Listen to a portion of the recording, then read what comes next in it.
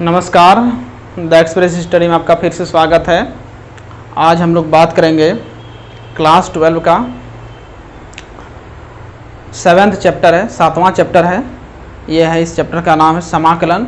ये इंटरमीडिएट छात्रों के लिए बहुत इम्पोर्टेंट चैप्टर है। इससे बहुत सारा सवाल पूछा जाता है और आइए हम लोग इस चैप्टर को अच्छी तरह से समझते हैं। ये चैप्टर है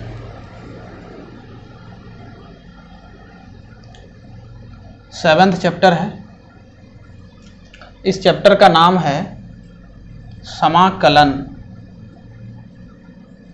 इस चैप्टर का नाम है समाकलन। इसको इंग्लिश से कहते हैं इंटीग्रेशन। इसे इंग्लिश से कहा जाता है इंटीग्रेशन। इंटीग्रेशन है।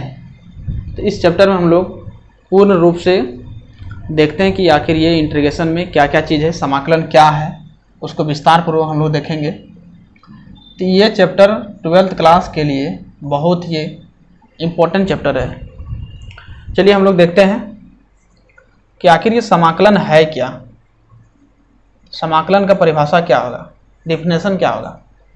तो समाकलन का डिफिनेशन होता है कि समाकलन अवकल की उल्टी प्रक्रिया है। समाकलन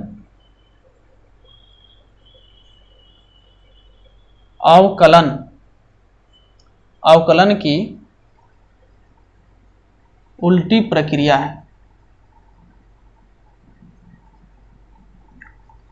यानी जिस प्रकार से आप 5वां चैप्टर में पढ़े हैं, 5वां चैप्टर में पढ़ चुके हैं, उसमें था अवकलन। अवकलन का मतलब होता है डिफरेंशिएशन। तो उसमें क्या होता था कि वो डिफरेंशिएट करते थे, यानी अवकलन अगर उसको सामान्य भाषा में अगर देखा जाए तो समाकलन का मतलब होता है आपस में जोड़ना और अवकलन का मतलब होता है उसको तोड़ना। तो ये हम लोग 5वां चैप्टर में पढ़ चुके हैं। आप लोग भी पढ़े होंगे 5वां चैप्टर में, अवकलन को अच्छी तरह से पढ़ चुके होंगे। तो उसी का जस्ट समाकलन क्या है, जस्ट उसका उल्टी प्रक्रिया है। यानी आप जिस प्रकार से अवकलन किए थे उसी का ये उल्टा प्रोसेस है। चलिए इसके चैप्टर शुरू करने से पहले कुछ इम्पोर्टेंट फार्मूला है, उस फार्मूला को सबसे पहले देखते हैं। इम्पोर्टेंस फार्मूला,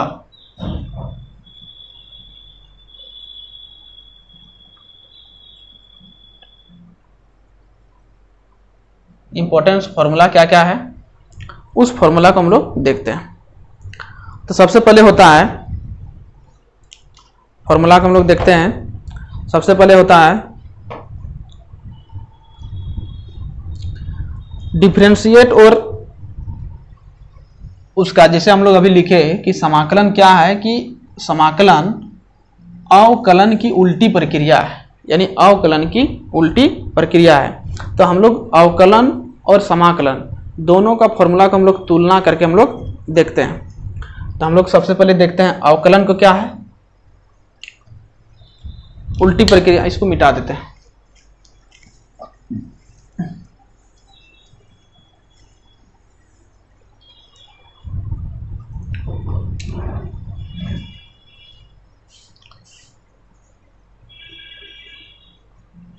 इधर लिखते हैं अवकलन, इधर लिखते हैं समाकलन।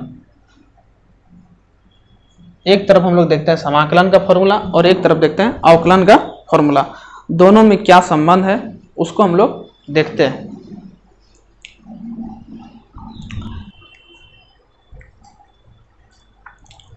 तो देखिए, ये है आपका जाकर के अवकलन का फॉर्मूला है और ये है समाकलन का फॉर्मूला है। तो इसको बोला जाता है, अगर अवकलन नहीं बोलेगा तो इसको बोला जाता है अवकलज। इसको इंग्लिश से बोला जाता है डेरिवेटिव, DERIVATIVES,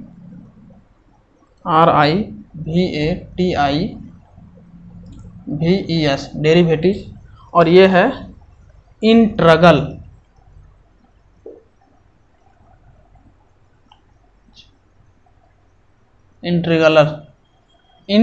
इंटीग्रल्स। ये है अवकलज, वह है समाकलन। ये है समाकलन, यानी ये है इंटीग्रेशन, समाकलन। ये चैप्टर ही आपका जाकर के समाकलन का चैप्टर है। तो समाकलन को जानने से पहले आपको इसका इंपॉर्टेंस का फॉर्मूला को जानना पड़ेगा।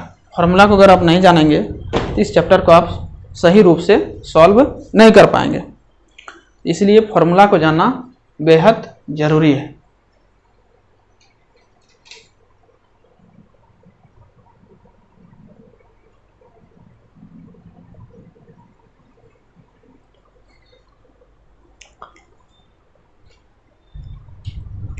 देखिए यहाँ पर क्या है, देखिए अभी हम लोग सबसे पहले डिफरेंशिएशन को देखें कि ये समाकलन जो है अवकलन का ये उल्टी प्रक्रिया है। उल्टी प्रक्रिया का मतलब होता है कि जस्ट ये इसको जो चीज़ किए अगर इसी चीज़ को घुमा के अगर हम समाकलन कर देंगे फिर से वही चीज़ आएगा। जैसे अगर हम लोग x पे पावर n+1 बटे n+1 का अगर हम लोग डिफरेंशिएशन करते हैं तो x पे पावर n आता है, x पे पावर n आता है, यानी इसका डिफरेंशिएशन x पे पावर n आया। तो अगर हम x पे पावर n का यहाँ पर देखिए डिफरेंस, d का मतलब होता है डिफरेंशिएट। अब किसके सापेक्ष कर रहे हैं? x के सापेक्ष, यानी d किसके सापेक्ष कर रहे हैं डिफरेंशिएट? x के सापेक्ष कर रहे हैं। तो उसी प्रकार x इंटीग्रेशन का साइन ये होता है x पे पावर n, अगर हम d यानी x के सापेक्ष कर रहे हैं, अगर हम इसको समाकलन अगर करेंगे x पे पावर n, इसको अगर इंटीग्रेशन किए तो ये चीज़ आया, सॉरी समाकलन की अवकलन किए तो ये चीज़ आया। और जब इसको अगर हम अवकलन करेंगे तो यानी इसको जब डिफरेंशिएट किया गया तो ये आया, और जब इसको अगर हम लोग इंटीग्रेशन करेंगे तो ये मेरा ये लौट के पुनः फिर से वापस आ जाएगा। तो जिस प्रकार से अगर हम लोग x पे power n into d x, यानी इसका इंटीग्रेशन x पे पावर n का अगर हम लोग डिफरेंशिएट करेंगे, समाकलन करेंगे तो ये हो जाएगा आपका जाकर के x पे पावर n+1 बटे n+1, यानी जो चीज़ यहाँ पर है वही चीज़ यहाँ पर आपका घूम करके आ जाएगा। और इसमें एक कांस्टेंट के रूप में दिया जाता है, यानी आप इसको याद कर लीजिए कि अगर आपको कोई भी अगर दिया हुआ है तो उसमें से अगर आप जिसका इंटीग्रेशन करते हैं उसमें जितना पावर उससे एक ज़्यादा होगा, और जितना यहाँ पर लिखे उसी का ये नीचे में भी होगा। जैसे मान लेते हैं कि x पे पावर अगर 4 का हम लोग इंटीग्रेशन कर रहे हैं, x के सापेक्ष अगर इंटीग्रेशन कर रहे हैं तो यहाँ पर क्या हो जाएगा, जितना पावर है उससे x का n का मतलब होता है यहाँ जितना पावर रहेगा उससे एक ज़्यादा। तो यानी यहाँ कितना है? 4 है, यानी 4+1 बटे 4+1, और एक कांस्टेंट को इसमें जोड़ना पड़ता है। इंटीग्रेशन में नियम है कि एक कांस्टेंट आपको जोड़ना पड़ेगा। तो यहाँ पर कितना हो गया? x पे पावर 5 और नीचे में हो गया 5+c, यानी इसका इंटीग्रेशन हो गया। यानी याद रखिए इस फॉर्मूला को कि इंटीग्रेशन अगर हम लोग करते हैं तो जितना पावर रहता है उससे एक ज़्यादा पावर होगा, और उतना ही पावर जितना आप वहाँ पर किए यानी n+1 के उसी को आप क्या कीजिए नीचे में बट्टा के रूप में लिखिए, यानी उतना से ये डिवाइड भी हो जाता है। चलिए सेकंड नंबर में क्या है? सेकंड नंबर में है कि dx/dx, यानी d के सापेक्ष में अगर x के सापेक्ष में अगर x को अवकलज करते हैं, यानी x का ऐसे याद कीजिए कि अगर x का डिफरेंशिएशन 1 होता है, x का डिफरेंशिएशन 1 होता है, तो अगर आप 1 का इंटीग्रेशन करते हैं, 1 का इंटीग्रेशन करते हैं किसके सापेक्ष?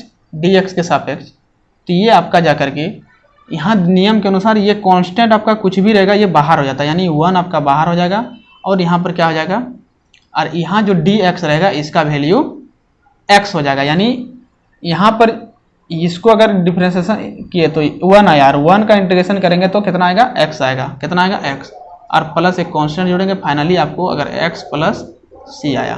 यानी सीधा सीधी आप समझिए कि अगर हम x का dx का सिर्फ ओनली 1 dx का अगर हम इंटीग्रेशन करते हैं तो उसका हम मेरा होता है x+c होगा, यानी x होगा और c तो सब में जुड़ता ही है। इसको इस तरह से भी लिख सकते हैं, यानी अगर dx अगर फाइनली आपका सिर्फ ओनली 1 dx है उसके साथ कुछ नहीं है तो इसका मतलब ये होगा, इसका x होगा डिफरेंस इंटीग्रेशन और एक कांस्टेंट जोड़ेंगे। और यहाँ पर क्या हुआ, यहाँ पर जो भी अगर आपका जो कांस्टेंट आएगा उस कांस्टेंट ये आपका बाहर आ जाएगा। जैसे मान लेते हैं कि 4x का अगर हम इंटीग्रेशन कर रहे हैं, तो 4x का इंटीग्रेशन अगर कर रहे हैं तो सबसे पहले मेरा क्या होगा, नियम के तहत ये मेरा क्या हो जाएगा, 4 मेरा बाहर आ जाएगा। तब फिर हम x का ई करेंगे, x का डिफरेंशिएशन इंटीग्रेशन करेंगे। तो x का इंटीग्रेशन करें तो यहाँ पर कितना पावर है, 1 पावर है। 1 पावर है तो यहाँ पर पहला नियम के अनुसार है कि x पे पावर n रहता है तो उसको 1 अधिक करके उसको लिखिए और नीचे में भी उसको बट्टा करके लिख दीजिए। तब क्या है यहाँ पर देखिए क्या हो जाएगा, इंटू एक्स पे पावर 1 पहले से है और 1 एक्स्ट्रा हो जाएगा। तो यहाँ फिर 1 + 1 + 1 c जुड़ जाएगा। तो यहाँ आपका हो जाएगा कितना, 4x² / 2। फिर ये 2 कट जाएगा, तो यानी फाइनली आपका 2x² प्लस यानी 2x² + c हो जाएगा। चलिए फॉर्मूला को याद भी करना है, समझते चलिए।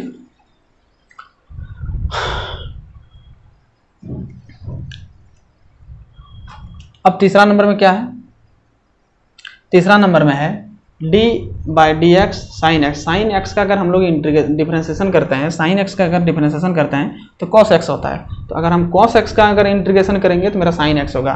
कहने का मतलब कि यहाँ जितना रिजल्ट आ रहा है उसी को अगर हम फिर से इंटीग्रेशन कर देंगे तो मेरा ये फिर से वापस हो जाएगा। तो यानी कहने का मतलब कि अगर हम cos x का अगर हम लोग अगर इंटीग्रेशन करेंगे x के सापेक्ष में तो इसका होगा sin x होगा और प्लस c। प्लस तो आपका सब में जुड़ेगा, तो सीधा सीधे आप c को याद मत रखिए, आप याद रखिए कि ये होगा c। तो आप जान लीजिए कि इंटीग्रेशन में c जुड़ेगा ही, c आप जान लीजिए कि c सब में जुड़ेगा। तो सीधा सीधे याद रखिए कि cos x का इंटीग्रेशन sin x। फिर यहाँ पर क्या है, यहाँ पर आपका है चौथा नंबर में आपका देखिए यहाँ का है cos x का अगर इंटीग्रेशन किए तो क्या हो गया, cos x का अगर इंटीग्रेशन किए तो sin x होगा। तो यहाँ पर अगर हम लोग माइनस sin x का अगर इंटीग्रेशन करेंगे तो होगा cos x होगा, माइनस sin x का अगर इंटीग्रेशन करते हैं तो cos x होगा। लेकिन इस माइनस को आप यहाँ भेज दीजिए, यहाँ पर माइनस नहीं रहेगा, तो माइनस को अगर भेज देते हैं तो क्या होगा, sin x हो जाएगा। यानी sin x का इंटीग्रेशन क्या हो जाएगा, तो ये माइनस अगर यहाँ भेज देंगे तो हो जाएगा माइनस cos x। तो आप देखिए अगर हम लोग cos x को अगर डिफरेंशिएशन किए तो माइनस sin x हुआ, लेकिन अगर sin x को इंटीग्रेशन करेंगे तो क्या हो जाएगा, यानी माइनस sin x को इंटीग्रेशन करेंगे तो माइनस cos x हो जाएगा। यानी यही माइनस आपका यहाँ पर चला गया तो हो जाएगा। याद रखिए कि यानी sin x का डिफरेंशिएशन इंटीग्रेशन क्या होगा, sin x का इंटीग्रेशन होगा माइनस cos x होगा। चलिए अब फिर क्या है, यानी ये माइनस आपका यहाँ आ जाएगा। तो यानी याद रखिए कि sin x का इंटीग्रेशन क्या होगा, cos x होगा। पांचवा नंबर क्या है, पांचवा नंबर में है कि tan x का अगर डिफरेंशिएशन किया तो sec² x हो गया। तो sec² x का अगर हम लोग sec² x का अगर इंटीग्रेशन करेंगे तो क्या होगा, तो sec x का इंटीग्रेशन करेंगे तो हो जाएगा tan x हो जाएगा। यानी जस्ट इसका ऑपोजिट, उल्टा, यानी उल्टी प्रक्रिया है। अब फिर से यहाँ देखिए छठा नंबर में यहाँ है cot x का इंटीग्रेशन है cosec² x है, माइनस cosec² x है। तो अगर हम माइनस cosec² x का अगर हम लोग इंटीग्रेशन करते हैं तो क्या हो जाएगा, तो यहाँ क्या हो जाएगा, cot x हो जाएगा। यानी यहाँ पर हो जाएगा cot x हो जाएगा, लेकिन ये माइनस कहाँ आ जाएगा, यहाँ आ जाएगा, यहाँ आ जाएगा। इसलिए याद रखिएगा कि cosec² x का अगर इंटीग्रेशन करते हैं तो क्या होता है, cot x होता है। क्या होता है, cot x होता है। cosec² x का अगर इंटीग्रेशन करते हैं तो क्या होगा, cot x होगा, माइनस cot x होगा। अब चलिए क्या है सातवां नंबर में sec x, कि अगर sec x का अगर डिफरेंशिएशन करते हैं तो sec x into tan x होता है। तो अगर हम लोग sec x into tan x का अगर इंटीग्रेशन करते हैं तब मेरा क्या होगा, ओनली वन sec x होगा। ओनली वन क्या होगा, sec x होगा। यानी sec x plus into tan x का अगर इंटीग्रेशन करते हैं तो क्या होगा, sec x होगा। आठवां नंबर यानी जस्ट उसका उल्टा, यानी इसके बराबर अगर ये है तो इसको इसी को अगर इंटीग्रेशन कर देंगे तो मेरा यह और से घूम के आ जाएगा। अब आठवां नंबर में क्या है, cosec x का इंटीग्रेशन होता है, डिफरेंशिएशन होता है minus cos x into cos x। अगर हम cosec x into cot x यानी माइनस यहाँ लगा देंगे, इसका अगर इंटीग्रेशन करते हैं तो मेरा ये आ जाएगा, क्या आ जाएगा, cosec x हो जाएगा। लेकिन ये माइनस कहाँ चला जाएगा, यहाँ आ जाएगा। इसलिए याद रखिए कि cosec x into cot x का इंटीग्रेशन क्या होगा, माइनस cosec x होगा, माइनस cosec x होगा। अगर आप स्क्रीनशॉट लेना चाहते हैं तो स्क्रीनशॉट ले सकते हैं। चलिए अब आगे चलते हैं।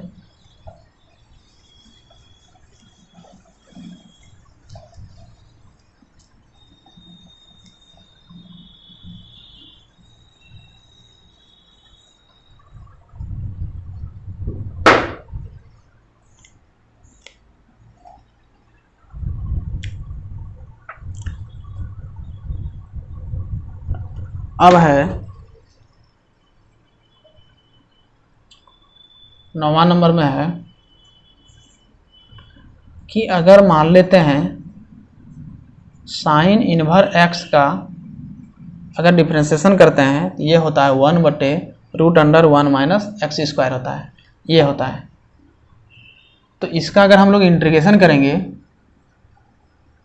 1/√1 माइनस एक्स स्क्वायर का अगर इंटीग्रेशन करते हैं तो मेरा हो जाता है साइन इनवर्स एक्स हो जाएगा, साइन इनवर्स एक्स होगा। यानी साइन इनवर्स एक्स का अगर डिफ्रेंसिएशन करते हैं तो 1/√1 माइनस एक्स स्क्वायर होता है। इसी को यदि हम इंटीग्रेशन कर देते हैं तो मेरा फिर से वही चीज़ आ जाएगा।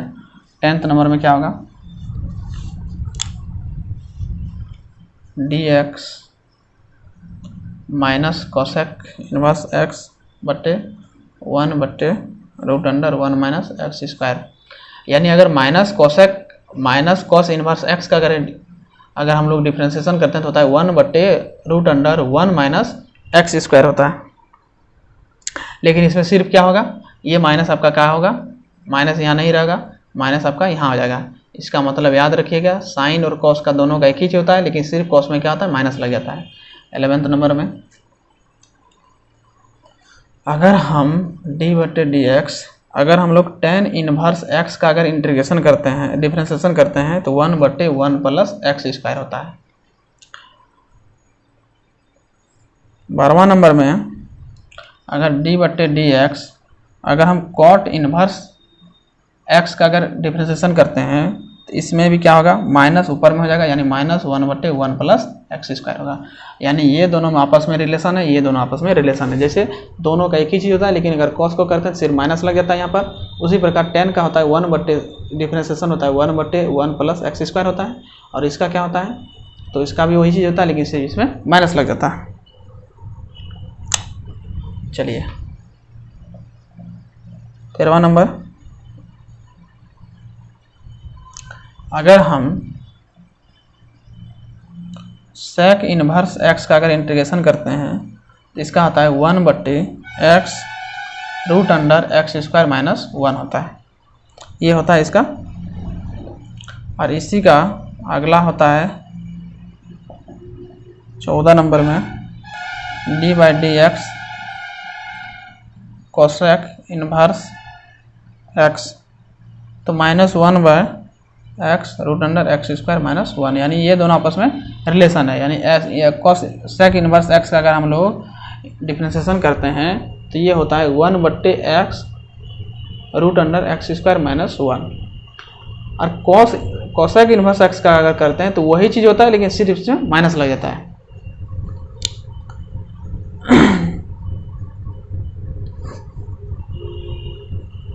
चलिए जस्ट इसका उल्टा होगा।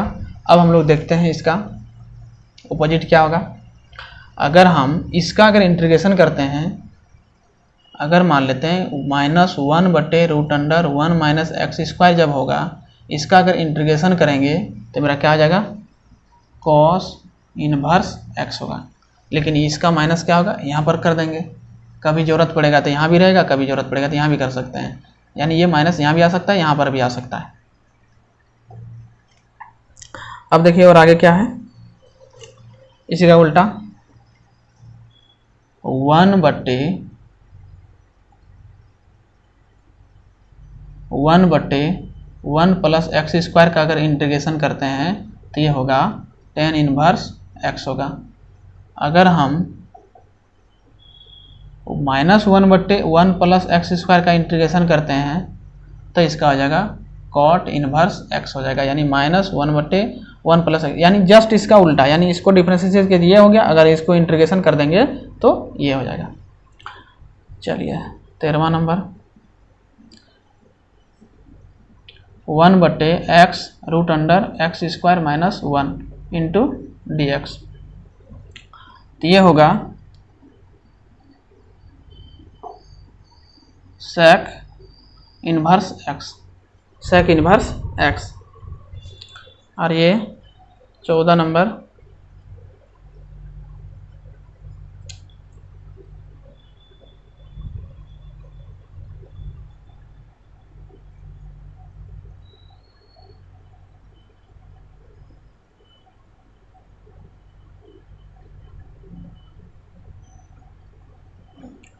-1/x root under x square minus 1, इसका अगर इंटीग्रेशन करते हैं तो हो जाएगा आपका cos inverse cosec inverse x. इसका कहने का मतलब ये फॉर्मूला यही साबित करता है कि अगर आपको डिफरेंशिएशन का अगर फॉर्मूला याद है तो आपको इंटीग्रेशन का फॉर्मूला याद करने में आपको परेशानी नहीं होगा। इसीलिए आपको ज़रूरी है कि अगर आपको इंटीग्रेशन का कोई फॉर्मूला में अगर दिक्कत है तो आप इसको सबसे पहले डिफरेंशिएशन का जितना भी फॉर्मूला है उस फॉर्मूला को सबसे पहले आप उसको रिवाइज कीजिए, याद कीजिए, तो आपको पूर्ण रूप से ये फॉर्मूला आपको समझ में आ जाएगा। चलिए हम लोग आगे और देखते हैं, आगे भी कुछ है फॉर्मूला।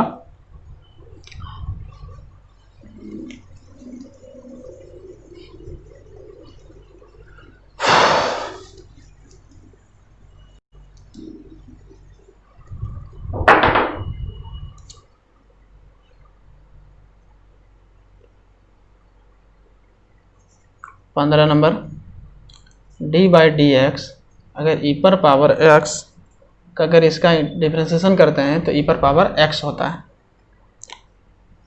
16वां नंबर अगर d/dx log x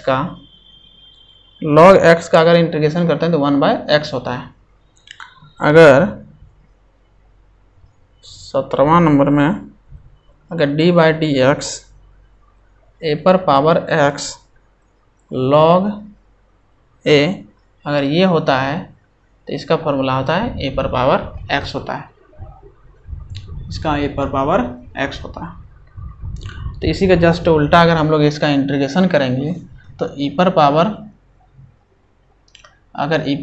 x का अगर इंटीग्रेशन करते हैं x के सापेक्ष में तो इसका e पर पावर x ही होगा, क्योंकि दोनों ही एक ही चीज़ होता है, इसलिए e पर पावर x ही होगा। अगर मान लेते हैं 1/x का अगर इंटीग्रेशन करते हैं, यानी अगर यहाँ log x को डिफरेंशिएशन किया तो 1/x आया, तो 1/x को अगर इंटीग्रेशन करेंगे तो फिर से मेरा log x ही आएगा, लेकिन log mod x होता है यहाँ पर, यानी ये mod में होता है x। चलिए और आगे क्या है, तो यहाँ पर होगा a पर पावर x का अगर इंटीग्रेशन करते हैं तो याद रखिएगा a पर पावर x का इंटीग्रेशन करते हैं तो ये होगा a पर पावर x बटे log a। ये है आपका कुछ बेसिक फार्मूला।